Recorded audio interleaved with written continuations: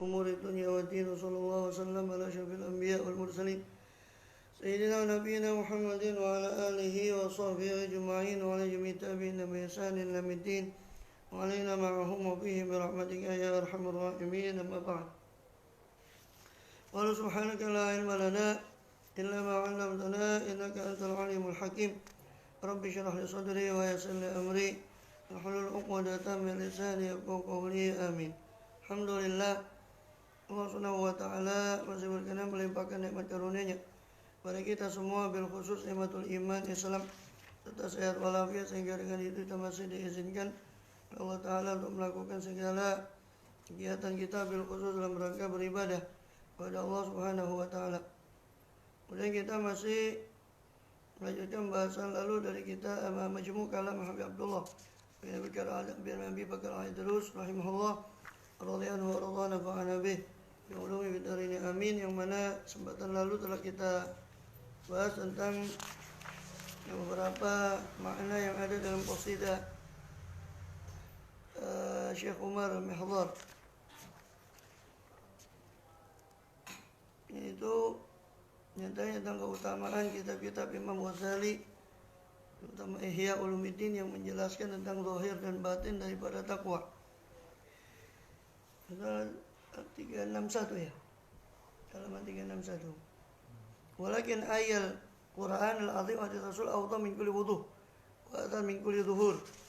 Dikatakan bahwa kematian terakhir itu ya, al-mautu akbaru dalatin al-fana, adalah dalil yang paling kuat, yang paling besar atas fananya dunia ini. Dan dalil yang paling besar, kematian itu adalah dalil yang paling besar untuk menyingkap hakikat akhirat dan kekalnya akhirat. Ketika orang meninggal itu baru dia mengetahui tentang hakikat segala sesuatu. Sebagaimana kata Imam Ali radhiyallahu anhu bahwa an-nasu niyamun wa idza matun tabahu, manusia itu hakikatnya dalam keadaan tidur.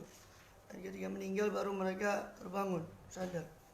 Walakin ayat Quran al-azim, akan tetapi ayat-ayat Quran yang agung, hadis Rasul SAW, juga hadis-hadis Rasulullah SAW, Allah min kulli wuduh, itu lebih jelas daripada segala yang jelas. Wa azhar min kulli zuhur, lebih nampak daripada segala yang nampak. Lianna kulla khairin wa ilmin ma'a sahabat wa tabi'in, sebab semua kebaikan dan semua ilmu ada bersama para sahabat dan para tabi'in dan para ulama billah dan ulama bi amrillah. Wa jamil auliya usul, juga bersama para aulia dan para solihin. Wa huwa min barakatil kitab wa sunnah. Semua itu mereka mendapat, para aulia, para ulama mendapat ilmu itu berkat mulazamah kepada Quran dan Sunnah, sehingga dia Allah bukakan hatinya atas makna-makna Quran dan Sunnah, baik secara zahir maupun batin. Wala tadunanna annani bil hurufi sawadan fi bayad. Jangan kamu mengira bahwa yang kami maksud huruf itu adalah sesuatu yang putih, goresan hitam di atas kertas yang putih. Balani bi huruf bayadin fi bayad. Tapi yang kami maksud adalah huruf yang putih di atas lembaran yang putih. Wa ya huruf taqwa 361. Wa ya huruf taqwa, yaitu hurufnya takwa, huruf ketakwaan. Ai qaidu a'dha'ika bil awamir wan nawahi. Ini maksudnya huruf ketakwaan di situ adalah mengekang anggota badan kita dengan perintah-perintah Allah dan larangan-larangan Allah. Ini awamir Allah wa nawahi al-kitab was sunnah, sesuai dengan Quran dan Sunnah.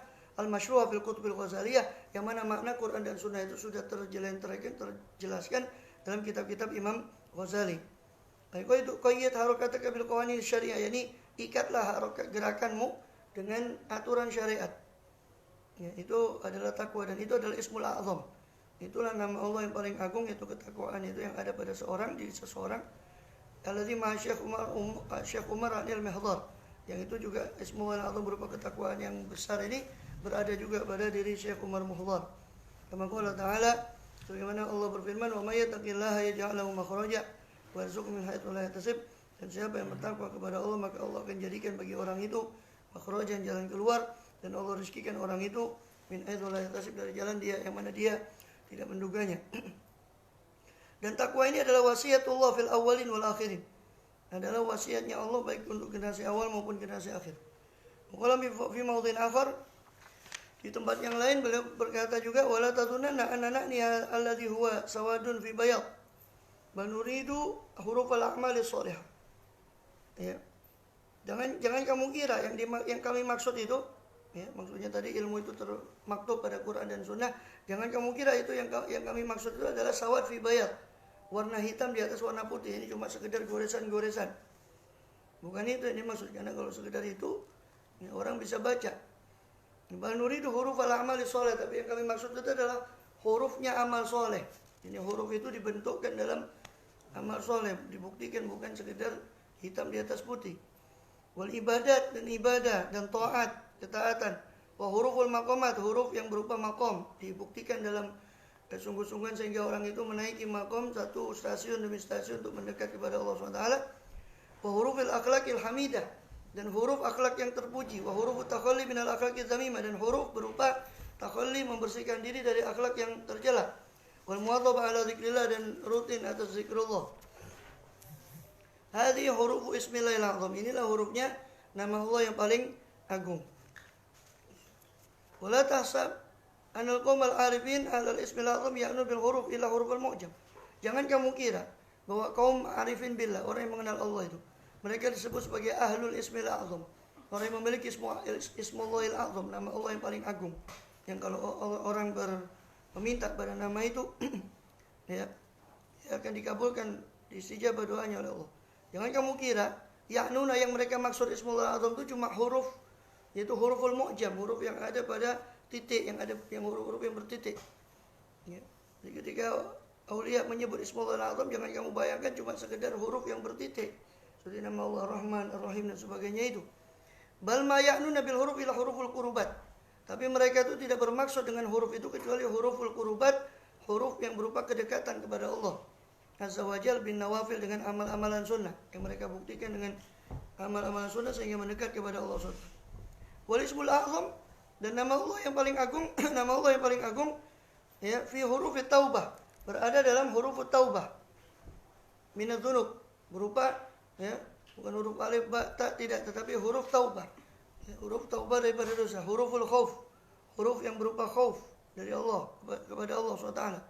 Huruful basara bi uyubin nafas, huruf yang dirupakan sebagai basara, ketelitian terhadap aib diri kita sendiri ya, daripada aib orang lain. Wa huruful ilm wal amal, huruf ilmu dan amal. Hurufil qurubat ila Allah, huruf segala ketaatan yang mendekatkan kepada Allah SWT. Huruful ismil azam, huruf nama Allah yang agung.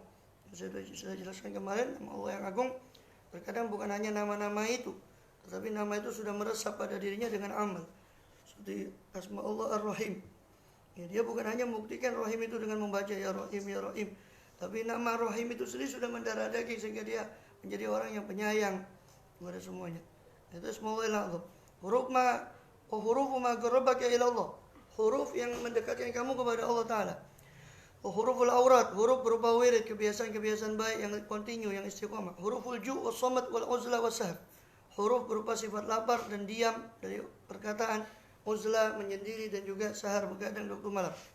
Al-ismul aziz anil izza al-ma'nawiyah fil ismil azam, walakin al-ismul azam fil izza ar-rabbaniyah wa taqwa al-zahir wa taqwa al-batin masyubil ay rabbaniyah. Adapun seperti nama Allah Al-Aziz, Allah memiliki nama Al-Aziz yang maha perkasa. Anil izza al-ma'nawiyah fil ismil azam, yang terdapat dalam ismullahil azam. Akan tapi yang dimaksud ismullahil azam di sini adalah bukan aziz sekedar nama Allah ya Aziz atau Al-Aziz, tetapi fil izza ar-rabbaniyah, yang dimaksud adalah keperkasaan yang bersifat ketuhanan yang dari Allah SWT. Yaitu apa? Takwa zahir dan takwa batin, yang sudah dijelaskan dalam ayat-ayat rabbaniyah, ayat-ayat daripada Allah SWT. Sebagaimana Allah berfirman, innal ladzina amanu wa amilus solihati sayaj'alu lahumur rahmanu wudda. Sesungguhnya orang yang beriman, beramal soleh, Allah akan menjadikan bagi mereka, Ar-Rahman itu Sang Maha Pengasih akan menjadikan bagi mereka wuddan, kecintaan yang dicintai oleh orang banyak, oleh penduduk langit, penduduk bumi dan sebagainya. Dalam Bukhari itu dikatakan kalau Allah diriwayatkan kalau Allah itu suka pada orang, maka Allah memanggil Jibril, nada Jibril. Wala ya Jibril inni uhibbu fulanan fa ahibba. Wahai Jibril, saya cinta pada fulan, maka cintailah dia. Maka Jibril pun memanggil seluruh nada Jibril ahlas samawat. Memanggil semua penduduk langit. Ya ahlas sama, innallaha qad ahabba fulanan fa ahibbu. Wahai penduduk langit, Allah itu cinta pada fulan, maka cintailah oleh kalian fulan itu. Wa yadul qabul fil ahlil ard, maka Allah letakkan al-qabul, penerimaan di penghuni bumi atas orang tersebut. Allah beri kecintaan pada orang itu. Faman arada al-izza fid dunya wal akhirah fa alaihi bi amali ridha al-Muhammadi. Siapa yang ingin keperkasaan, kemuliaan di dunia dan di akhirat, hendaknya dia melazimi amal ridha, amal yang mendatangkan ridha daripada amal Nabi Muhammad SAW, ridha al-Muhammadi. Yakni apa? Yakni mutaba'at al-kitab was sunnah, yakni mengikuti, menelusuri pada Al-Quran dan Sunnah, wal amalus saleh, dan amal yang soleh, bitilawah wal maqam, dengan membaca, karena membaca itu kunci, ya, bukan hanya sekedar, ya, membaca itu bukan puncak, tetapi dasar membaca itu kunci, ya. Wal maqam atau wal muqam, dan maqam, ya, di sisi Allah, kedudukan di sisi Allah SWT dengan pengamalan terhadap Quran dan Sunnah, juga apa yang dia baca tadi. Waniyah, juga niat yang kuat, usidq, kesungguh-sungguhan akan hubungan dia dengan Allah SWT. Fama'ala kutubil Ghazali mazidun fi syarih taqwal mu'abbar anhu bil ismil a'zam. Maka apa yang ada dalam kitab-kitab Imam Ghazali itu sudah mazid, sudah ada lebih, ya, kelebihan daripada penjelasan tentang syarah takwa, penjelasan tentang ketakwaan yang disebut sebagai Ismullahil A'zam, nama Allah yang paling besar itu. Yang mana dikatakan faslun, ya, kata Habib Abdullah Al-Idrus, bahwa lau aqala ibnu Adam, seandainya ibnu Adam dia betul-betul berakal, sehat, ya, pasti dia akan sami'a da'i Allah Ta'ala, dia akan mendengar seruan dari Allah dan dari Allah Ta'ala. Itu apa? Seruan dari Allah itu Al-Quran dan As-Sunnah, wa huwal kitab wa sunnah. Wa kullu alimin da'in ilallah. Dan juga semua orang alim juga merupakan da'i ilallah, atau orang yang menyeru kepada Allah SWT. Wa mu'ammanin ala ma qala Allahu wa rasuluh wa sahabu wal ulama billah wal ulama bi amrillah. Dan orang yang alim itu juga merupakan orang yang mu'amman, diamanati atas firman Allah dan firman sabda-sabda Rasulullah SAW, juga para sahabat, dan juga ajaran-ajaran para ulama billah dan ulama bi amrillah. Wa kafatil mu'minin ad-da'ina ila tariqillah, ya, azza wa jal, dan juga seluruh orang mukmin yang menyeru kepada jalan Allah azza wa jal, wa syariati Rasulullah SAW, yang menyeru pada syariat Rasulullah SAW, yaitu Alkitab dan As-Sunnah. Ya, maka seandainya Ibnu Adam itu punya akal yang sehat, dia akan mendengar semua itu, dia akan mendengar, karena semua itu hakikatnya adalah panggilan, seruan dari Allah Subhanahu wa Ta'ala. Dia akan mendengar para ulama, mendengar Al-Quran, mendengar Sunnah, mendengar para ulama, mendengar orang-orang yang menyerukan kepada kebaikan, seandainya dia berakal sehat. Bukan syarah Al-Ghazali Al-Kitab wa Sunnah bi kitab Ihya Ulumuddin. Sedangkan Al-Ghazali itu sudah mensyarahkan, ya, mensyarahkan kitab dan sunnah itu di dalam kitab beliau, yaitu Ihya Ulumuddin. Ya, kemudian di situ ada bakhbakhah. Bakhbakhah itu ini daripada pujian Habib Abdullah Al-Idrus kepada Ihya dan kepada beberapa amalan-amalan baik. Dari kata bakhin. Bakhin itu artinya beruntung. Itu makanya disebut perkataannya ini bakhbakhah. Bakhin, ya. Ini beliau karena diulang-ulang, karena sangat untuk menguatkan, ya. Sampai diulang, ya, 10 kali. Bakhin. Beruntung.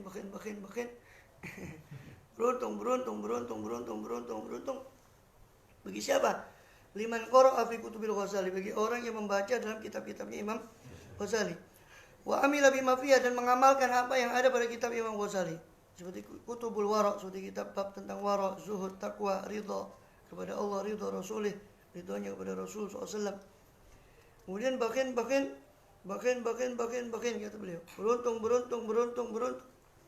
Ya, liman aqama syari'ah ala nafsi khassah, bagi orang yang menegakkan syariat atas dirinya secara khusus. Menegakkan syariat untuk dirinya. Wa ala ahli, untuk keluarganya, wa auladi, untuk anak-anaknya, amma, secara umum. Bakhin, kata beliau. Beruntung. Ini sungguh beruntung. Bagi siapa? Limanit taba'al kitab was sunnah. Bagi orang yang betul-betul mengikuti Al-Quran dan sunnah Rasul SAW. Bakhin, liman qara Al-Quran wa ta'adaba bi adabi tibyan wa masyaraha bi adabi fil ihya. Dan beruntung orang yang membaca Al-Quran dan beradab dengan adab At-Tibyan. At-Tibyan itu nama kitab dari Imam Nawawi. Ya, tibyan fi adab hamalatil Quran. Tibyan ya, penjelasan tentang adab pemegang Al-Quran, adab pembawa daripada Al-Quran, khususnya itu harus diketahui terutama bagi orang hafiz. Sekarang ini kadang ya bagus hafizul Quran, tapi kadang tempo-tempo ketika itu tidak bisa menjaga Qurannya. Maksudnya tidak bisa menjaga Qurannya, dia larut sama orang-orang itu, kadang pergaulannya dengan laki perempuan tidak sesuai dengan Qurannya. Hanya kadang kita ngelus dada. Ya. Iya termasuk di situ disebutkan Imam Nawawi memang sengaja khusus membuat kitab tibyan itu khusus untuk adab hamalatul Quran, adab pembawa daripada Al-Quran. Pembawa di situ kalau dulu maksudnya para penghafalnya, ya orang yang mengerti, bukan hanya menghafal tapi juga mengerti maknanya. Ya, istilahnya adab untuk ahli Quran itu harus tahu, ya, terutama ahlul Quran, orang yang hafil itu harus mengerti tentang kitab tibyan. Bukan hanya mengerti ya, tapi juga betul-betul mengamalkannya, berusaha untuk mengamalkan apa yang ada di situ. Itu sudah lengkap ya, tentang kitab tibyan itu. Khusus memang Imam Nawawi, Imam Yahya bin Syaraf An-Nawawi itu khusus mengarang itu untuk didedikasikan kepada para penghafal Quran. Ya, At-Tibyan fi adab hamalatil Quran. Jadi beruntunglah orang yang membaca Quran lalu beradab dengan adabnya tibyan. Dan wa masyaraha fi adabi fil ihya. Dan juga apa yang disyarahkan oleh Imam Ghazali dalam adab tilawatil Quran di Ihya. Karena di Ihya itu ada khusus satu bab tentang adab tilawatil Quran di Ihya. Wa ta'adab wa ghairih, dan juga selainnya, selain kitab Ihya itu, wa tilawati haqqa tilawati, betul-betul membacanya ya, membaca Quran dengan haqqa tilawati, dengan betul-betul tilawah. Wa amila bima fi, dan mengamalkan apa yang ada padanya. Maka beruntung orang itu. Ya, bahkan beruntung liman ahya bainal isya'ain, bagi orang yang menghidupkan antara maghrib dan isya, bi qiraatin aw shalatin, dengan baca Quran atau dengan salat. Wa ba'da subuh bi tilawatin, atau setelah subuh dengan membaca Quran atau dengan zikir atau bi zikrin. Bahkan ya, beruntung liman qamal lail, bagi orang yang bangun di malam hari, walau bi asyri ayat, meskipun dengan 10 ayat dari Quran, minal Quran. Bi salat 4 rakaat, meskipun dengan salat 4 rakaat, wudu intam, dan wudu yang sempurna. Bahkan beruntung liman hassana khuluquhu li ahli wa qarabati, terhadap untuk orang yang membaguskan akhlaknya untuk kerabatnya dan keluarganya. Wa abdi, dan bagus akhlaknya pada hamba sahayanya. Wa man yaludhu bi, dan kepada orang-orang yang berlindung di bawah perlindungannya. Ya, bukan malah menzalimi orang yang di bawahnya, tapi berakhlak baik kepada orang-orang yang ada di sekitar, termasuk orang yang di bawahnya. Walikafatil muslimin, juga berakhlak baik bagi seluruh kaum muslimin. Bahkan beruntung. Liman raqaba a'dha'a, bagi orang yang muraqabah, yang mengawasi anggota badannya. Bahkan liman hafadha ala sholawatih, beruntung bagi orang yang menjaga salatnya. Bahkan liman akhraja zakatahu ala arbabiyah, beruntung bagi orang yang mengeluarkan zakatnya kepada pemiliknya atau orang yang pantas untuk menerimanya. Bahkan liman dzakara rabbahu fil laili wan nahari, beruntung orang yang selalu mengingat Tuhannya di siang hari dan di malam harinya. Bahkan beruntung orang yang liman taba ilallah fi jami' saatih, bagi orang yang bertaubat selalu kembali kepada Allah di seluruh saatnya. Karena taubat itu banyak, bukan hanya dari dosa, tapi dari kelalaian kita dan macam-macam. Bertobat kembali kepada Allah di seluruh saatnya. Bahkan liman ahsanadzan fi awliyaih, beruntung bagi orang yang husnudzan kepada para wali-walinya, wali-wali daripada Allah SWT. Bahkan liman sabara ala ahli waqtih, beruntung bagi orang yang bisa bersabar atas orang yang hidup pada zaman itu, pada zamannya. Baik, bersabar atas fitnah zaman, bersabar atas perilaku penghuni zaman. Coba kalau Imam Ghazali hidup zaman ini, waduh. Saya pernah memikirkan itu, seandainya Imam Ghazali dengan kitabnya Ihya itu semuanya hidup zaman ini. Bahkan 10 kali nih. Ya, diulang berkali-kali, 12 kali nih. Bahkan ya, beruntung. Ini semua untuk beliau itu ingin mendorong orang-orang itu untuk beramal. Dan beruntung bagi orang yang membaca miliman qara'a au kataba, bagi orang yang membaca, menulis, au sami'a atau mendengar, au tala'a atau menelaah fi Ihya Ulumuddin, terhadap kitab Ihya Ulumuddin fi awqatih, di waktu-waktunya. Sampai para salaf kita ini, para salaf kita, pendahulu kita, Abdurrahman Segaf, semua itu di antara wiridnya adalah membaca Ihya. Ya. Ada yang setiap 40 hari hatam Ihya itu. Dan Ihya itu ada 10 kan, ada 4 kitab. Masing-masing 4 jilid. Masing-masing itu 10. Ibadatnya 10, adat, masalah kebiasaan makan, nikah, mencari rezeki itu 10 bab ya. Terus masalah muhlikat, sifat-sifat yang membinasakan, ya, iri, dengki, macam-macam itu 10 juga. Sifat-sifat yang munjiat, yang menyelamatkan juga 10. 4 kali 10, 40. Jadi mereka ada yang memuridkan setiap hari itu hatam 1 bab. Jadi 40 hari hatam Ihya itu. Bukan ini, kadang ada, itu berlebihan. Bagaimana berlebihan? Orang menelaah ilmu kok. Dan itu isinya Ihya itu tidak lainnya Quran ya hadis. Emang diambil dari mana itu? Quran dan hadis. Benar-benar. Habib Abdullah. Iya. Betul. Sampai beliau punya 10 naskah. Kitab Ihya itu beliau beli 10 naskah. Dan satu naskahnya 4 jilid. Ya, kalau di Hadramaut itu ada 40 naskah. Saya punya kakek, dari kakek saya itu ada naskah tulisan tangan Ihya. Itu dibuat per bab satu. Sayangnya tidak lengkap. Saya cuma dapat 4. Tulisan tangannya Enggak, tulisan tangan dulu kan naskah itu ditulis tangan. Tulisan tangan lama dari syair. Naskah itu asalnya dari syair atau mukalla atau syair, lupa, di Yaman. Terus tidak tahu dibeli atau dari orang sana dibawa kemari, dibeli lagi sama anak punyaan, ditaruh di Kampung Margi itu. Kampung Margi dulu, di Kampung Margi kan baca Ihya atas anunya Habib Abu Bakar Segaf. Setiap Rabu malam Kamis itu di Kampung Margi baca Ihya. Nah, iya. Itu orang dulu naruh kitabnya di situ. Saya nemukan di situ, di kitab itu. Orang-orang dulu kalau baca itu ngumpul di situ, baca Ihya sudah ditaruh di situ. Dan sayang kok nggak lengkap, cuma dapat 4 kitab. Harusnya itu 40, karena 40 bab. Setiap satu bab tuh mereka nulis itu 1 buku. Jadi 40 buku dibaca, ditaruh sampai 40 hari kadang-kadang hatam. Ini perlu juga bikin 1 lembar mungkin. Apa itu? Bahin ya. Bagus. Berapa? Cuma 2 halaman lebih. 2 halaman lebih sedikit. 2 halaman lebih. Ya.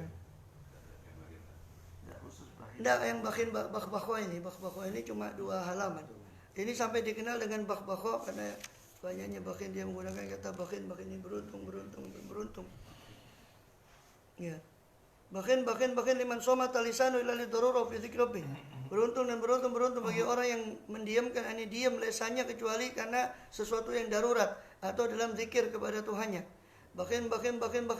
Beruntung bagi orang yang liman syakarallah, bagi orang yang bersyukur kepada Allah fi jami' ahwali, dalam seluruh keadaannya, senang ataupun susah. Nah, ini yang sulit.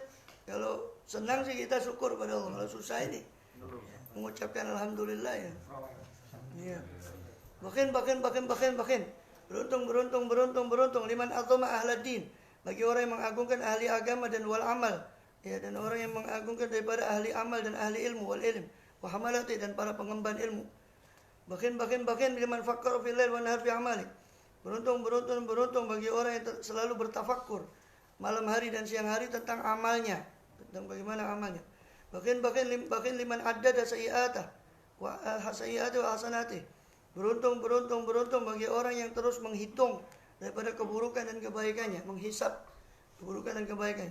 Bakhin liman fakkara fi aslih wa haqiqati nafsi adh-dhahiri wa batini wa jismi wa ma fi batni wa jutsati bi qabri. Ini beruntung orang yang memikirkan tentang asal usulnya, dari mana dia, dan hakikat dirinya itu siapa, dan zahirnya, merenungkan akan zahir dan batinnya, merenungkan akan jisimnya dan apa yang ada dalam perutnya, ya, dan nanti bagaimana nasibnya dia dikubur. Farahimallahu mru'an arafa qadrah. Semoga Allah merahmati, ya, orang yang mengenal kadar dirinya, mengetahui kadar dirinya. Sebab kadang orang tidak tahu diri. Kebanyakan kita ini tidak tahu diri, tidak tahu kadar dirinya. Ini sebetulnya potongan dari hadis. Rasulullah bersabda, rahimallahu mru'an arafa qadra nafsih. Semoga Allah merahmati orang yang mengerti kadar dirinya. Imam Ali pernah berkata apa? Rahimallahu mru'an arafa qadrah walam yata'adda tawrah. Mirip dengan hadis tadi. Ya, kata Imam Ali, semoga Allah merahmati orang yang mengerti kadar dirinya dan dia tidak melampaui kadarnya itu. Dia tidak melampaui daripada kadarnya. Bahkan liman itakafa fi buyutillah ala tilawati kalamillah wa dzikri. Beruntung bagi orang yang iktikaf di rumah-rumah Allah, masjid-masjid Allah. Ya, untuk mengisi dengan tilawah kalamullah, mengisi dengan membaca kalamullah dan zikir kepada Allah SWT. Bahkan liman tahara fi jawfil lail wa shalla. Beruntung bagi orang yang bersuci di tengah malam lalu sholat. Ya, bahkan ya, kalau kita enggak kencing dulu kamar mandi balik lagi tidur. Ya. Bahkan liman ittaqallah. Beruntung bagi orang yang betul-betul takwa kepada Allah, wa hafadha ala tilawati kalamillah azza wajal, lalu menjaga untuk selalu membaca kalam Allah azza wajal. Wallahu a'lam. Wa al mawjudat natiqah kulluha bilisanil hal wa nataqad la ta'ala fanaid dunya baqil akhirah. Dan seluruh mawjudat ini, seluruh alam semesta ini hakikatnya berbicara semua itu dengan lisanul hal, bukan dengan bahasa seperti kita. Itu yang dimaksud tasbih. Setiap makhluk itu berbicara, ya. Dan Imam Ghazali membocorkan sedikit tentang bicaranya makhluk ini dalam kitab Tauhid wa Tawakkul di Ihya Ulumuddin. Dan bicaranya makhluk ini, semua makhluk benda-benda mati itu hakikatnya bicara, ya. Bicara bahwa saya ini adalah makhluk Allah. Yang disebutkan, karena setiap benda itu pasti menunjukkan kepada penciptanya. Cuma kita tidak mendengar pembicaraan itu, ya. Sehingga kata beliau, pembicaraan makhluk itu tadi menunjukkan bahwa dia itu fana. Karena sifat bicara itu adalah sifat fana. Ya, menunjukkan makhluk yang fana, karena ada awal dan akhir pembicaraan itu berarti menunjukkan hadis baharu. Berarti makhluk itu baharu. Nah, karena semua itu bicara, maka itu menunjukkan bahwa semua yang ada di dunia ini baharu, tidak ada yang kekal, dan itu menunjukkan kekekalan daripada akhirat. Wallahu a'lam bishawab.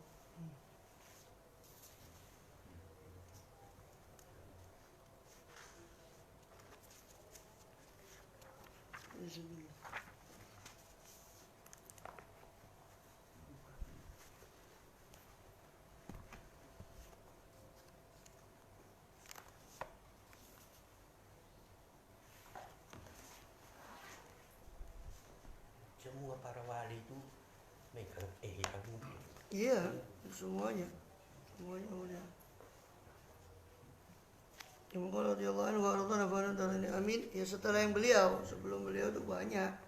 Sebelum beliau kan memang belum dibukukan, belum berapa dibukukan. Karena sufi itu langsung. Tapi semenjak masa beliau dan masa setelah sebelum beliau sedikit, tahun 400, 300 lah paling awal tuh, boleh katakan karya sufi itu ya, boleh katakan yang paling awal itu ya punyanya ini Haris Al-Muhasibi. Dia punya kitab namanya Muhasabatun Nafas, kitab tentang nafsu.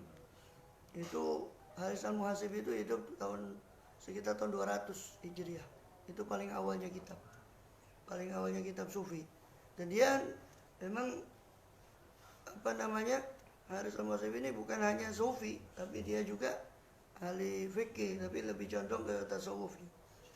Setelah beliau ada namanya As-Sarraj, itu menulis Al-Luma Fitrah, bukan sebelum As-Sarraj itu ada penulis Gutul Qulub Abu Thalib Al-Makki. Gutul Qulub Abu Thalib Al-Makki ini, yang mana Gutul Qulub itu master daripada Ihya. Jadi Ihya banyak mengambil dari Gutul Qulub. di situ. Ya. Awal tapi nggak sampai, kitabnya nggak ada yang sampai maksudnya. Bukan sufinya, tapi kitab yang sampai kepada kita dari sufi itu, atau kitab yang tertulis yang sufi awal itu Harits Al-Muhasibi. Itu sezaman tapi di bawah sedikit dari Hasan Basri, karena dia juga termasuk tabiin atau tabiin, termasuk dia awal Islam. Al-Harits Al-Muhasibi. Adapun Hasan Basri itu tabiin. Ya, adapun zaman tabiin itu sufi itu tidak bisa dibedakan karena hampir semua tabiin sufi. Sufi itu kan baru muncul menjadi sesuatu itu kan tidak mungkin dibedakan kecuali kalau ada keistimewaan. Ini sama semua, ada istimewanya. Ini perbedaannya kan gitu. Nah, zaman tabiin itu masih kental karena baru dekat zaman sahabat. Nah, setelah akhir tabiin ke tabiin lah itu baru gemerlapnya dunia, fitnah dunia baru menyerang betul-betul. Zaman Abbasiyah, ya, fitnah dunia, kekuasaan Islam sudah meluas. Ya, mulai dunia berdatangan. Nah, saat itulah kemudian orang banyak tertipu. Ketika banyak tertipu, ada sekelompok orang yang mempertahankan diri menurut hidupnya para zaman sahabat itu dengan prihatin, dengan hidup lebih dekat pada Allah SWT. Nah, itulah kemudian mereka dikenal. Oh, ini kelompok. Nah, karena kan baru dikenal kan setelah. Nah, kalau dulu sama, mana bisa dikenal? Bisa, sahabat itu semua melakukan itu. Tabiin semua melakukan itu, sehingga tidak bisa dikenal. Jadi sufi itu bukan baru, cuma baru dikenal kenapa? Kok baru muncul di zaman tabiin sekitar 150 Hijrah. Karena pada zaman itulah kemudian ada gemerlapan dunia, macam-macam fitnah datang, baru kelihatan, oh ini ternyata ada kelompok orang yang seperti ini.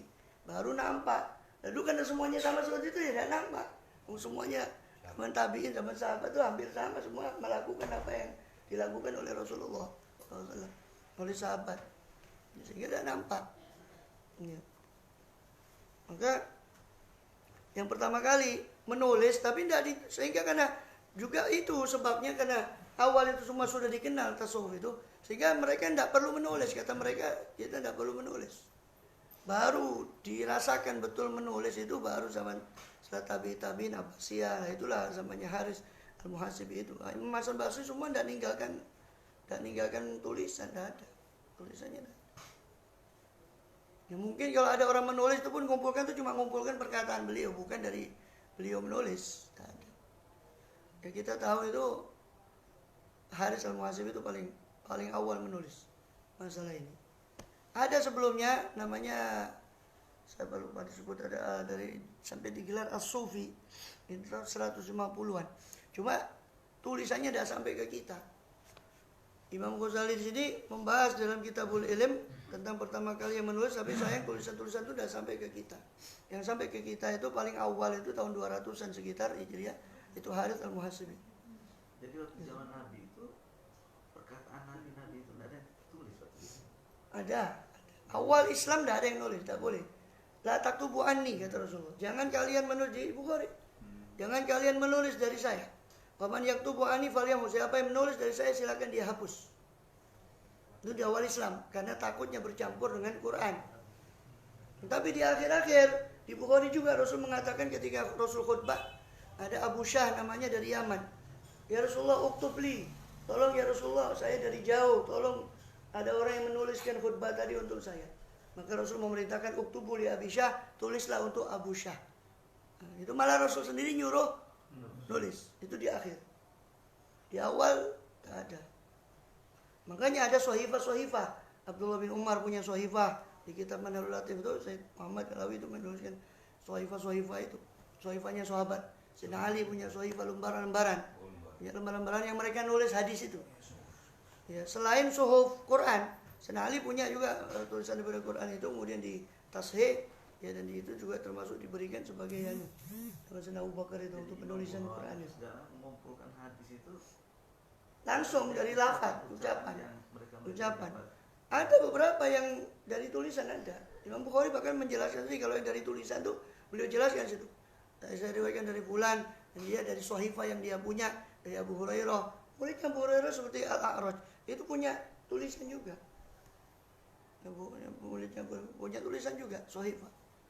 Sahabat-sahabat beberapa ada yang punya sohifah. Abdullah bin Umar, Sayyidina Ali sendiri punya sohifah. Beberapa, kemudian beberapa sahabat yang lain punya. Itu isinya hadis Rasulullah SAW. Termasuk Abu Hurairah dan sebagainya, Abu Darda. Ya. Cuma kan Sohibah itu tidak sampai ke kita. Itu diriwayatkan oleh para penghafal hadis. Mereka mengemban itu dari menghafal itu dari para sahabat. Terus riwayat sampai ke para penulis hadis ya, pengumpul lah yang dalam satu kitab itu Sahih Bukhari dan sebagainya. Dan itu ada Gutul Qulub. Gutul Qulub itu tahun 300. Abu Thalib Al-Makki itu sekitar 300-an awal, 300 Hijriah awal itu Gutul Qulub. Itu juga termasuk karya sufi yang awal, boleh katakan. Karya tasawuf yang awal. Dan Gutul Qulub itu Abu Thalib Al-Makki itu, ya, Gutul Qulub itu masternya Ihya, boleh katakan banyak Imam Ghazali menukil dari Gutul Qulub. Makanan pokoknya hati. Qut itu makanan pokok, al-qulub itu. Gutul Qulub.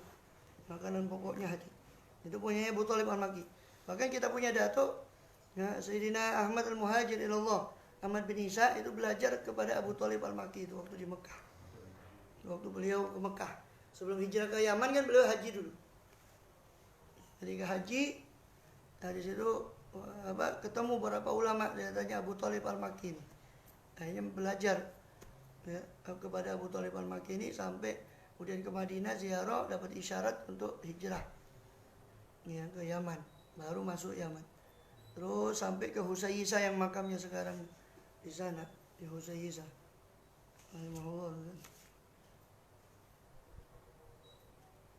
Itu termasuk ya, termasuk belajar kepada Abu Thalib Al-Makki, Shahib Gutul Qulub yang punya kitab Gutul Qulub. Masih ada kitabnya sampai sekarang Gutul Qulub. Lagi setelah itu tahun 400 baru As-Sarraj. Itu As-Sarraj itu menyusun tentang istilah tasawuf, namanya Al-Luma' fit Tasawuf. Itu kitab langka, udah tahu sekarang. Saya masih punya satu naskah itu ya. Punya satu naskah dibeli kiai ya. Nyariin, tolong ini. Udah bilang saya tidak punya lagi. Bukan masalah kitabnya, kitab banyak di toko ya, beli sudah. Nah, untungnya sekarang mulai cetak lagi kayaknya ada lagi, dan namanya Al-Luma' fit Tasawuf dari As-Sarraj. Itu juga termasuk awal dari tasawuf tahun 400-an. Baru Imam Ghazali, tapi yang paling dikenang, paling banyak diakui ya kitab-kitabnya Imam Ghazali. Sampai dijuluki Sayyidul Musannifin. Imam Ghazali itu ketuanya atau penghulunya orang-orang yang penyusun kitab itu. Ya. Ini dijuluki oleh Habib Abdullah itu sebagai ujubatuz zaman, sesuatu yang menakjubkan daripada karya zaman ini dan dikenal di sepanjang zaman.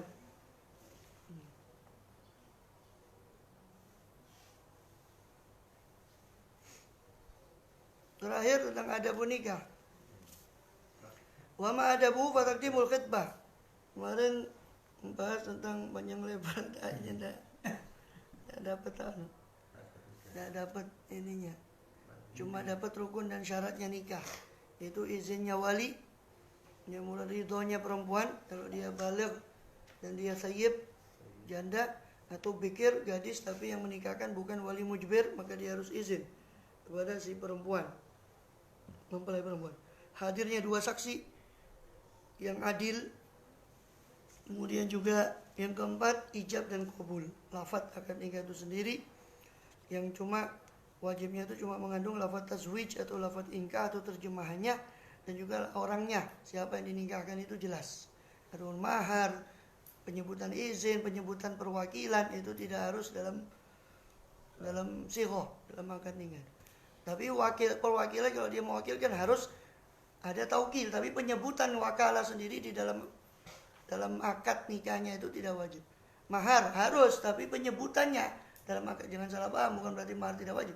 Jangan salah paham, karena nanti takutnya gagal paham. Jadi yang tidak wajib itu penyebutannya, bukan maharnya. Maharnya wajib, harus, nggak boleh nggak ada mahar. Cuma penyebutan dalam akad nikah itu tidak wajib. Kemudian juga jumlahnya, maharnya sama sekali tidak disebut mahar pun tidak apa-apa. Zawwajtuka wa angkatuka fulana binti fulan. Khalas. Selesai. Cukup. Kalau mau ambil wajibnya saja. Sombong. Nggak pakai mahar. Kalau yang nikah perempuannya sama orang tuanya wajib ya? Hah? Anak nyebutin anaknya yang nikah perempuan sama orang tuanya wajib. Iya, harus kalau mempelainya zawajtuka Kadang-kadang fulanah disebutkan- binti fulan. Nama anaknya atau orang Oh, enggak, kalau orang tuanya enggak wajib, anaknya saja. Yang penting jelas. Kalau itu jelas, kecuali kalau dia punya anak mungkin.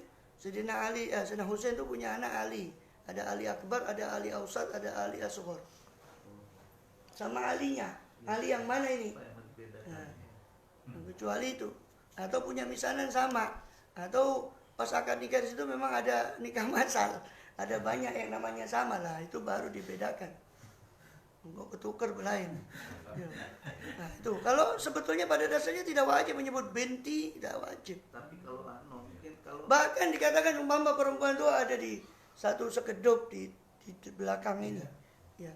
Saya nikahkan kamu dengan wanita ini. Boleh. Pokok jelas. ada orangnya ya. Jelas. Ya, iya jelas artinya jelas orangnya dituju. Di situ tidak ada orang lain di sekedop atau ruangan itu kecuali dia. Ada. Artinya isyarat pun boleh, pokok tertuju. Yang harus itu ta'yin. Ta'yin itu menuju kepada si yang dimaksud. Itu namanya ta'yin.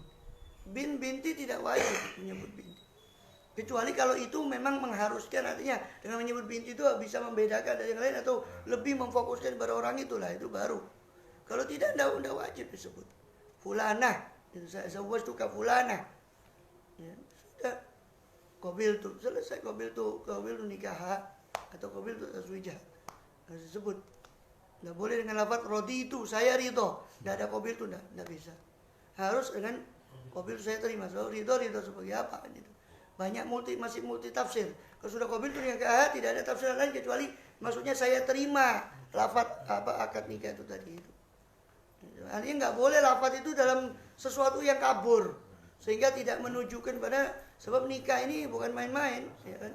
Maka harus dijaga. Ya. Jadi lafaznya itu harus betul-betul menunjuk kepada yang dimaksud. Tidak boleh multi tafsir. mungkin disebut binti itu mungkin ada orang ini mungkin luar kota atau apa, jadi dia kenal di Ya artinya tidak wajib, apapun motivasinya dia sebut ya supaya dia kenal tuh anaknya dia atau dia orang tidak kenal dia nikah diam-diam ya. Jadi supaya kenal tuh anaknya binti, umpama apapun motivasinya tidak wajib. Kecuali kalau memang itu mendesak. Jadi kalau tidak disebut itu bakal ada timbul yang lain. Seperti ada nikah mas itu ada banyak Zainab binti siapa? Banyak Zainab di situ. Umpama. Itu jadi wajib. Ada yang diulang daripada waktu Qabil itu. Saya terima nikahnya Fulana binti Fulan gitu. Tapi pada waktu itu pakai bahasa Indonesia, saya terima nikahnya si A dengan anak si B gitu. Jadi tanpa ada nama anak kandung gitu. Jadi terus akhirnya diulang. Tanpa ada anak kandungnya. Iya, jadi anak kandung si Fulan gitu. Jadi dikhawatirkan itu anaknya anak ambil apa anak angkat atau apa itu. Ya sebetulnya tidak kalau karena lafaz ibn, lafaz anak sendiri ya kecuali wallahualam kalau dianggap dalam bahasa Indonesia. Kalau dalam bahasa Arab ibnun itu tidak ada lain maknanya anak kandung, kecuali kalau dia maksudkan anak selain itu ya dia harus menjelaskan ibnul mutabanna, berarti anak adopsi. Itu lain kalau dalam bahasa Arab. Kata ibnun tidak ada makna lain illa anak kandung, apalagi walad. Tidak mungkin ada anak lain kecuali dari proses kelahiran yang memang dari prosesnya dia. Tidak mungkin. Wallahu alam kalau kata anak dalam bahasa Indonesia itu bias. Bias itu memiliki banyak arti. Yaitu wallahu alam lagi. Itu harus tanya ahli bahasa Indonesia. Tapi setahu saya anak itu selama tidak ada penafsiran ya anak kandungnya. Kalau ada anak penafsiran lain berarti harus dijelaskan bahwa itu anak angkat atau semuanya. Setahu saya belajar bahasa Indonesia dulu setahu saya. Mungkin kalau nilai bahasa Indonesia saya jelek tidak tahu. Terus tanya ke ahli bahasa. Apakah anak itu? Enggak, karena itu penting. Tapi begini, makna itu yang diambil secara hukum dalam kaidah ilmu Imam Syafi'i. Makna asli, bukan makna majazi. Karena ada dua makna kiasan, makna asli. Nah, ketika menurut Imam Syafi'i, satu kata Ketika diucapkan itu yang ditangkap itu harus makna aslinya, bukan makna kiasannya. Kecuali kalau ada makna kiasan berarti harus ada indikasi lain bahwa dia menunjukkan itu makna kiasan. Itu kaidah dalam usul fikih itu begitu. Itu kaitannya sama bahasa. Dalam akte itu memang mesti disebut Ustaz. Anak Ya. itu macam-macam, ada anak kandung. Itu, anak itu kandung. kalau memang itu berarti syar'an, tapi syariat hukumnya sini, bukan syar'an syariat hukum agama. Ya syar'an. Kalau tapi secara lughatan bahasa Indonesia, nanti coba dicek di KBBI Kamus Besar bahasa Indonesia, anak itu apa? Oh, anak. Apa makna aslinya itu anak kandung apa? Dan kalau memang itu dalam bahasa, karena gini loh, setiap bahasa punya anunya sendiri gitu loh. Jadi kita tidak bisa membahas bahasa anak dalam bahasa Indonesia, kemudian kita bahas pakai kaidah atau anuan apa pakai latar belakang budaya di bahasa Arab, tidak bisa. Ya, ya. Dalam bahasa Arab, ibnun itu nggak ada makna lain kecuali anak, walad, apalagi walad. Jelas walad itu dikata walad yalidu itu yang melahirkan. Walad itu nggak ada kecuali harus proses dari dia sendiri, dari istrinya. Tidak ada makna lain, itu dalam bahasa Arab. Di Indonesia ya tanya ahli bahasa coba. Ya. Lughatan wa syar'an. Lughatannya menurut lughatan KBBI-nya Indonesia, syar'an itu menurut syariat hukumnya konvensional yang ada di sini. Karena binti enggak usah lagi, bintinya lagi enggak usah. Boleh, enggak usah pun enggak usah. Contohnya fulana binti atau fulana binti fulan ya dia sebut namanya sendiri apa terserah. Tidak ada masalah. Sudah ada di undangan juga sudah ada itu. Iya, iya. Taqdimul khitbah ma'al wali. Adab nikah ini adalah mendahulukan khitbah. Mendahulukan pinangan. Ya, ma'al wali. Ya, bersama dengan wali la fi hali iddatil mar'ah. Tapi pinangan itu harus ditujukan bukan dalam keadaan iddahnya perempuan. Dalam iddahnya perempuan ya itu tidak boleh, bahkan dipinang saja tidak boleh. Bal ba'dan qidaiha. Bahkan setelah selesainya masa iddah itu tadi. Ya, selesai masa iddah. In kanat mu'taddatan, kalau wanitanya itu wanita yang beriddah. Dalam status dia beriddah. Iddah itu masa tunggu, jeda. Setelah dia cerai sama satu laki, harus ada iddah, masa tunggu sebelum dia menikah dengan laki-laki kedua. Salah satu hikmahnya itu adalah mengandungkan kekosongan rahim. Ya, supaya tahu. Dan itu memang bukan hanya kekosongan rahim, jejak. Ya, subhanallah itu kan ditulis, sudah pernah ada banyak orang yang menulis tentang itu. Wah, ahli janin kandungan di Rusia itu kan mengatakan gitu. Jadi seolah-olah ada sidik jari gitu di janin itu, yang itu baru hilang ketika masa iddah itu selesai. Baru hilang. Iya, 3 bulan. Sekitar 3 bulan. Ini 3 kali suci, tidak bisa ditentukan 3 bulan. Kalau masa masih produktif ya 3 kali suci. Digantung bisa 4 bulan, karena haidnya kan tidak tentu juga. Itu subhanallah itu hilang itu baru hanya kalau akan bercampur. Nutfah itu nanti takut ada bercampur atau pengaruh daripada yang lama itu tadi. Itu hikmahnya iddah itu. Jadi nggak boleh orang iddah dipinang. Hatta bukan nggak nikah, ya walaupun nggak nikah, masih dipinang saja nggak boleh waktu iddah. Ya itu di surat Al-Baqarah. Ya. Surat Al-Baqarah di ayat 225. 235. Ya, 235. Itu jelas. Wala junaha alaikum fima aradtum bihi min khitbatin nikah aw aknantum fi anfusikum. Tidak apa-apa bagi kalian untuk menyindir. Kalau menyindir saja tidak apa-apa. Jadi Sayyidina Ja'far Shadiq ke Muhammad Baqir lupa saya. Pernah itu. Menyindir wanita itu, saya ini juga mengharapkan gitu wanita untuk pendamping saya. Dia sindir, ada satu janda. Enggak boleh, wahai syekh, wahai imam, enggak boleh. Dia bilang, Allah bilang dalam Quran enggak apa-apa. Kalau menyindir, saya enggak pinang kok. Saya cuma nyindir. Tanda ini. Ya. Jadi nyindir boleh. Tapi minang, lamaran resmi, kamu saya lamar enggak boleh.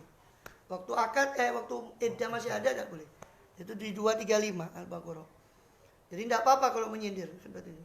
Awakna biasa, atau kamu sembunyikan dalam diri kamu, belum kamu utarakan enggak apa-apa. Kamu cuma kepingin, saya kepingin menikah dengan dia setelah dia iddahnya selesai. Menyimpan dalam dirimu. Alimullah anakum satadkurunahunna. Allah sudah tahu memang kalau kamu bakal menyebut dia satadkurunahunna. Walakin la tu'idun sirran, tapi jangan kamu berjanji dengan sir. Ya, bagi keluar bareng lah. Boleh. Jangan kamu janji dengan sir. Antakulu qaulan ma'rufa, kecuali kalau kamu berkata dengan kata-kata yang baik. Ya, wala ta'zimu uqdatan nikah, tapi kalau kita jangan kamu berazam untuk akad nikah kecuali setelah sampai ketetapan iddahnya itu tadi. Wa alamu anallaha ya'lamu fi anfusikum fahdaru, ketahuilah bahwasanya Allah mengetahui apa yang ada dalam diri kalian, maka hati-hatilah, waspadalah kepada Allah. Wa alamu anallahu ghafurur halim, dan ketahuilah bahwasanya Allah Maha Pengampun lagi Maha Santun. Ya, Maha Halim. Itu larangan khitbah ya secara terang-terangan dalam masa iddah. Kalau boleh, kalau sindiran boleh. Walau fi hali sabqi ghairi bil khitbah. Tidak boleh juga khitbah di dalam keadaan sabqi ghairi, kedahuluan yang lain dalam khitbah itu. Dia sudah dipinang orang, tidak boleh kita pinang. Itu di hadis. La taktubu ala khitbati akhi, ya. La yaktubul muslim ala khitbati akhi. Jangan seorang muslim itu berkhitbah di atas khitbahnya saudaranya. Dia sudah khitbah. Wala tapi ala bai'ih. Jangan dia bertransaksi di atas transaksi saudaranya.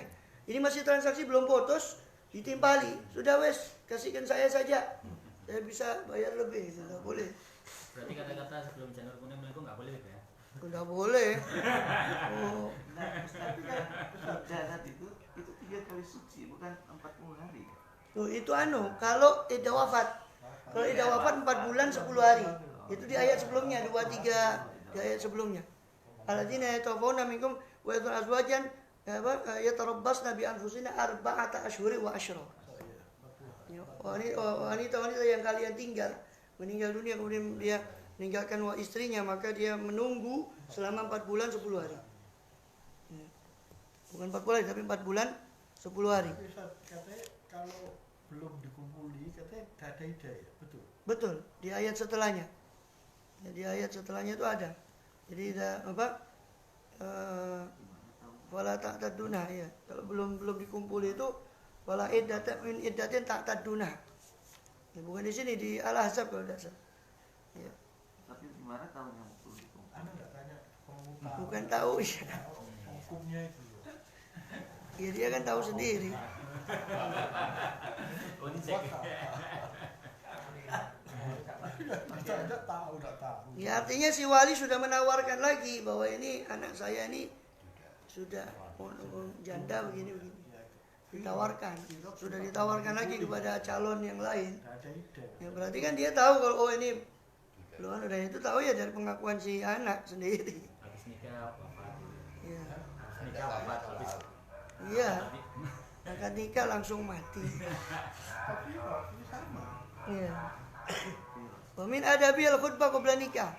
Termasuk adabnya adalah khutbah sebelum akad nikah. Wa masjud tahmid bil ijab wal qabul, dan menyampur tahmid hamdalah dengan ijab dan qabul. Jadi disunahkan sebelum akad nikah itu khutbah nikah dulu. Ya.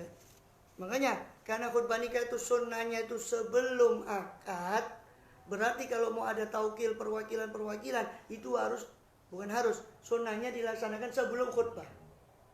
Supaya khutbahnya itu letaknya itu pas sebelum akad. Gitu. Makanya taukil tuh baiknya itu adalah sebelum khutbah. Jadi sebelum khutbah taukil dulu. Baru khutbah, baru akad. Sehingga antara khutbah dengan akad tidak diselingi apapun. Gitu. Terus umumnya kan dibimbing Ustaz. Yang nikah itu kadang dibimbing. Iya, dibimbing. Pakai wakil kan langsung. Enggak, kalau dibimbing dia sendiri kan statusnya. Wakil tuh kalau pasrah wes. Pasrah, siapa kamu nikahkan sudah, dia setelah terima taukil dia yang menikahkan, bukan si wali lagi. Tapi wali boleh hadir di situ. Dapat berkah Boleh. Ya, dan ini ada terjadi salah paham sebagian KUA di Jakarta, Pak. Masuk guru saya Habib Syekh Musawa itu sering waktu itu menyinggung banyak di situ terjadi salah paham.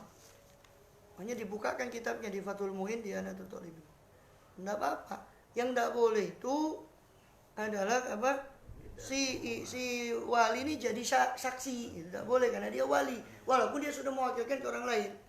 Jadi saksi itu maksudnya menjadi saksi itu, tapi bukan berarti tidak boleh menyaksikan di situ, duduk di situ tidak boleh. Bukan tidak boleh gitu, bukan tidak boleh duduk di majelis. Terus harus keluar ada itu. Jadi wali itu habis taukil disuruh keluar. Karena anggapannya dia tidak boleh jadi saksi, bukan itu maksudnya. yang saksi. Maksudnya kalau dia tok, tidak ada saksi lain, dia tidak bisa sebagai saksi karena dia wali. Walaupun dia sudah pasrah ke orang lain, tetap status dia wali kan. Ini wakil wali, ya kan, yang menerima wakalah kan wakil wali. Walinya siapa? Ya tetap dia statusnya. Cuma dia mewakilkan. Nah itu ketika tidak ada orang lain kan saksinya dua. Nggak boleh dia sendiri, oh saya saja jadi saksi terus ngambil orang. Itu tidak boleh. Bukan berarti nggak boleh hadir di situ. Ini kadang salah paham. Ya, di Jakarta tuh ini kejadian betul. KUA. Orang-orang KUA, petugas KUA salah paham juga. Banyak, bukan satu, dua waktu itu. Nah, terus sekarang mungkin sudah dibenarkan. Sama Habib saya Musawa sampai waktu akad nikah Habib saya itu bilang apa? Nggak bisa kata Habib saya, sini kemari si wali dipanggil, duduk sini. Ada apa? Tidak boleh bersama. Mana tidak boleh katanya. Mana kitab ini? Dibukakan kitab Fathul Mu'in. Saya waktu itu belajar Fathul Mu'in ya, Nato Talibin. Baca situ. Boleh tidak? Ya. Nah, ini kalau yang wali tetapnya dari orang tuanya wali, terus dibimbing oleh ulama-ulama atau Ya itu nggak apa-apa, nggak apa-apa. Jadi yang bimbing itu, Yang bimbing bukan wali, dia membimbing saja. oh jadi tidak ada status kata taukil, tidak ada. Langsung dia seolah-olah yang nikahkan ini cuma membimbing, dan itu tradisi dia Azramun. Nah, tapi Umar coba lihat videonya Habib Umar bin Habib waktu nikahkan waktu besanan sama Habib Ali Jufri. Itu tetap dibimbing sama Mufti Tarim, kakaknya kan Mufti Tarim. Kakaknya Habib Ali Masyud tetap dibimbing karena tradisinya mufti itu yang bimbing itu biasanya, atau yang ditusuakan atau muftinya yang bimbing atau yang dituakan supaya di sana. Dan tradisinya 3 kali, zawaj tuka dulu, terus angkah tuka, baru ketiga zawaj tuka wa angkah tuka. Untuk hati-hatian 3 kali diulang 3 kali. Ya fulan, sahabat zawaj tuka fulan, fulan binti fulan bimahar sekian, qabil tu. Ya fulan angkah tuka fulan binti mahar, qabil tu. Ya fulan zawaj tuka wa angkah tuka fulan binti fulan bimahar, qabil tu nih. Kalau dibimbing harus 3 kali. Enggak mesti, cuma tradisinya di sana dibimbing dan 3 kali. Diulang 3 kali untuk kehati-hatian. Sekali-kali enggak. Sekarang haya, ya mohon maaf. Sekarang kadang gengsi mau dibimbing tuh takut dibilang enggak ngerti. Ya. Ini salah semua loh. Salah semua, hatta sudah hafal. Saya dapat ini orang ini ngerti sudah, hafal. Saya tahu.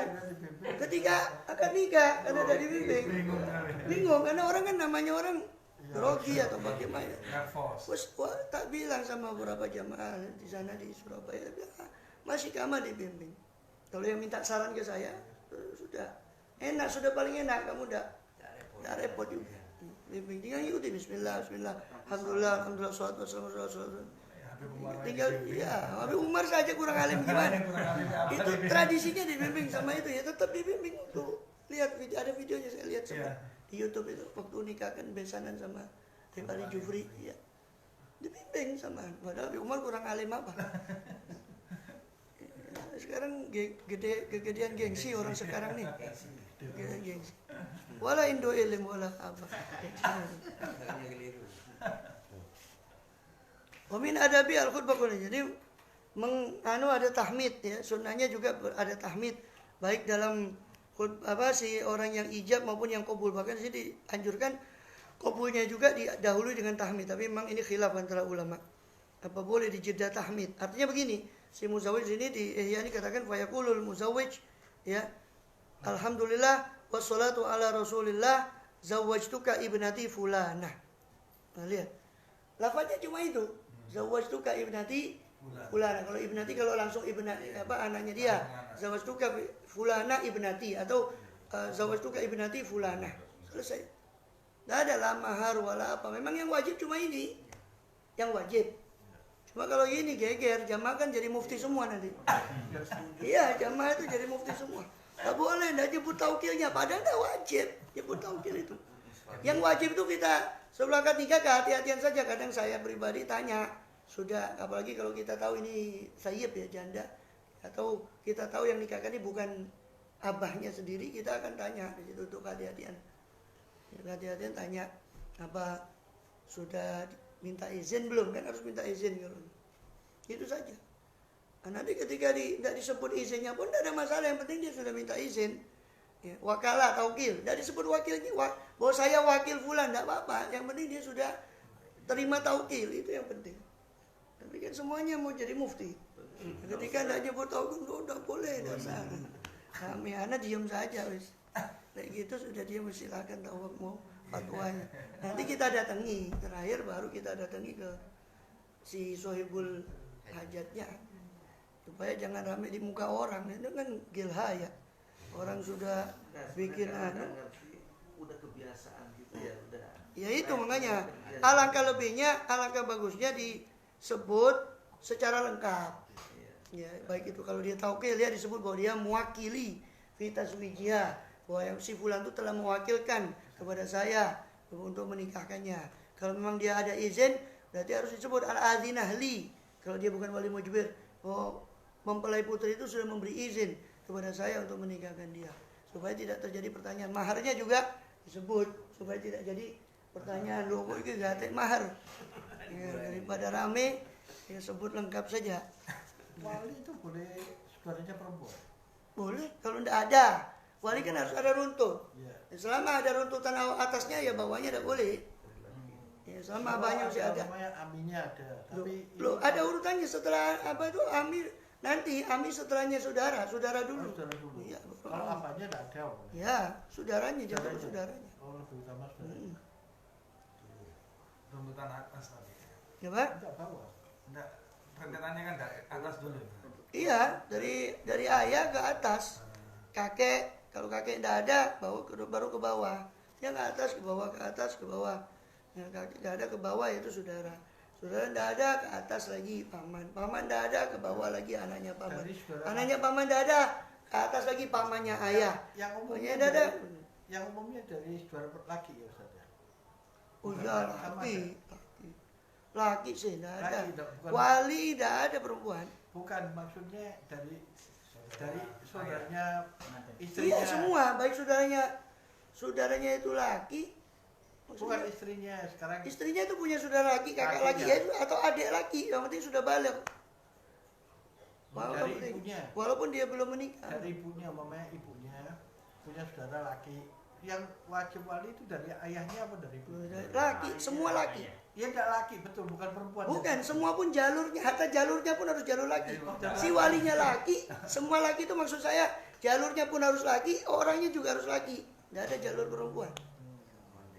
Jalur perempuan sudah tidak ada. Enggak, kadang-kadang Semua harus laki. ada yang Ada yang Nggak ada. Iya, perempuan, iya. Khol itu mungkin taukil. Iya, taukil. Taukil, mungkin dia kholnya ada yang alim. Iya. Saudara ibunya, oh ini alim, masya Allah orangnya soleh. Ayo kita wakilkan saja. Mungkin itu wakil, ya harus wakil. Hatta dia saudara ibunya harus wakil. Dan bisa. Jadi laki itu maksudnya semua laki itu maksudnya orang si walinya laki, jalurnya yang menghubungkan antara si mempelai dengan wali itu harus jalur laki. Tidak ada jalur perempuan. Kecuali kan kemarin sudah saya jelaskan, kecuali mazhab Hanafi. Hanafi boleh ibu tapi cuma ibunya toh. Boleh dalam mazhab Hanafi. Ya. Sekarang banyak ya. Kemudian Pamannya. wa yaqulu zawj alhamdulillah wassalatu ala rasulillah qabiltu nikaha ala hadzal sadaq. Ya. Jadi seperti itu. Jadi alhamdulillah wassalatu ala rasulillah zawajtuka ibnati fulanah. Itu muzawwij yang menikahkan. Yang nikah zawj ini laki-laki berkata di sini sunnahnya hamdalah dulu sama sholawat. Alhamdulillah wassalatu ala rasulillah qabiltu. Jadi hamdalah dulu sholawat baru qabiltu. Pakai ini geger lagi nanti. Iya. Ada. Ya qabiltu taswijah. Bukan mobil itu style. Sah, cuma di sini Imam Ghazali mensunnahkan. Dan memang tidak disepakati oleh para ulama. Berarti ada yang terlalu ketat tuh, oh tidak boleh, harus langsung qabiltu. Jadi antara ijab sama qabul itu harus, ya. Tapi sebut alhamdulillah selama Sunnah. Yang mana? sunat itu alhamdulillah. Wassalatu wassalamu rasulullah qabiltu. Nikah. Ala hadas sodak atas mahar ini. Walakin sodak wal yakun sodak makluman wa khafifan itu. Hendaknya maharnya itu diketahui dan ringan. Ya. Hendaknya mahar itu diketahui dan ringan. Diketahui oleh kedua pihak yang berakad dan ringan. Ringan itu maksudnya tidak memberatkan bagi yang berakad. Ya. Bahkan Rasulullah bersabda, abrokun nisa al-khosuhunna muhuran. Paling berkahnya wanita itu adalah yang maharnya paling murah. Itu paling berkahnya perempuan, kata Rasulullah. Perangkat. Jadi mahar sampai 1 juta, 2 juta, ya silakan. Tadi yang susah itu ketika cerai harus kembalikan separuhnya. Iya, ketika cerai itu harus kembalikan. Kalau dia belum kalau belum kumpul, ya kan? Ya, mengembalikan semua. Kalau udah kumpul, nggak ada, kembalikan separuh mahar. Kalau sudah punya anak, katanya tidak kembalikan itu. Artinya kalau sudah kumpul dari kembalikan, cuma ada kewajiban ini untuk memberikan namanya mut'ah. Mut'ah itu pemberian kepada istri. Jadi untuk nafkah dia selama dia Apakah anak atau apakah istri? enggak, mut'ah itu untuk istri. Kalau anak wajib, enggak ada pantan anak. Jadi mut'ah itu khusus pemberian untuk istri lain. Jadi jangan dicampur mut'ah itu dengan nafkah anak, beda. Nafkah anak sendiri, mut'ah untuk istri itu sendiri. Tapi itu sunnah, mut'ah untuk istri sunnah. Yang wajib itu nafkah untuk anak. Dan untuk istri juga selama kalau dia talaknya raj'i. Kalau tolak raj'i masih berhak dapat nafkah sampai masa iddahnya selesai. Maksudnya tolak raj'i apa? Tolak yang bisa dirujuk lagi cuma 1-2 kan. Nah, dia masih berhak dapat itu sampai selesainya iddah. Karena ada kemungkinan tengah-tengah itu dia balik. Sudah kamu saya rujuk lagi. Oh ini, kalau sudah iddah itu apa? Iddah. Satu itu tadi, setelah iddah 40 hari itu mereka itu mesti harus dinikahkan lagi gitu ya? Iya, kalau dia tidak rujuk-rujuk. Atau bukan hanya mereka sendiri yang kembali gitu? Enggak, kalau sudah lepas iddahnya harus nikah baru. Kecuali iddahnya belum lepas, masih dalam masa 3 bulan, bukan 3 bulan, 3 kali suci. 3 kali suci. Jadi selama masih masa 3 kali suci, ya kan? Itu masih bisa rujuk langsung. Suaminya langsung merujuk, rojak tuki saya rujuk kamu menjadi istri saya.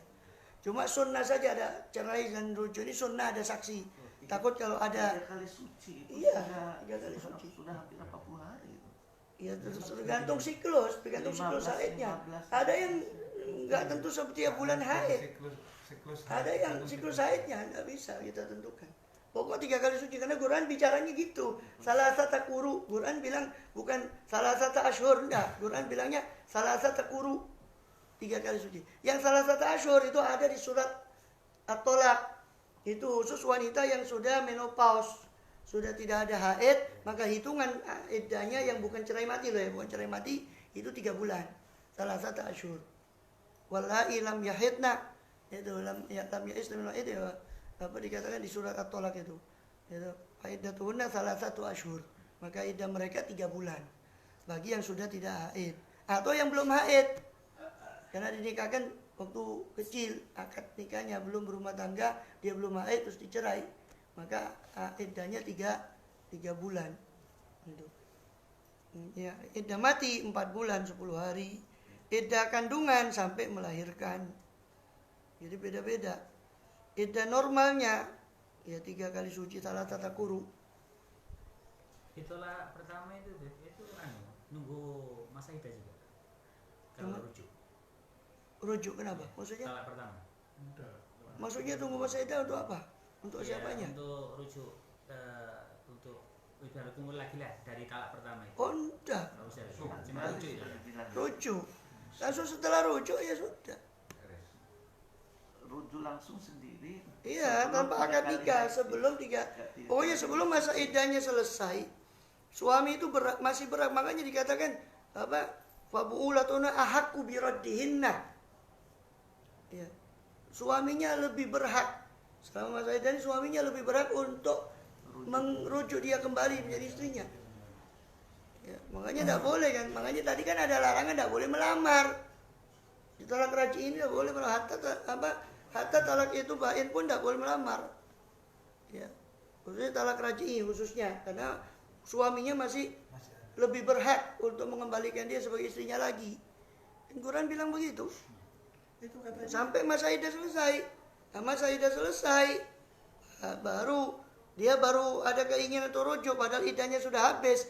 Ya sudah telat. Harus akad baru dengan mahar baru, saksi lagi. Wah, seperti akad biasa. Sudah akad semula, harus mahar baru, akad baru. Tapi selama masa iddahnya cukup, dia bilang rojak tuki, saya rujuk kamu jadi istri saya kembali, sudah selesai.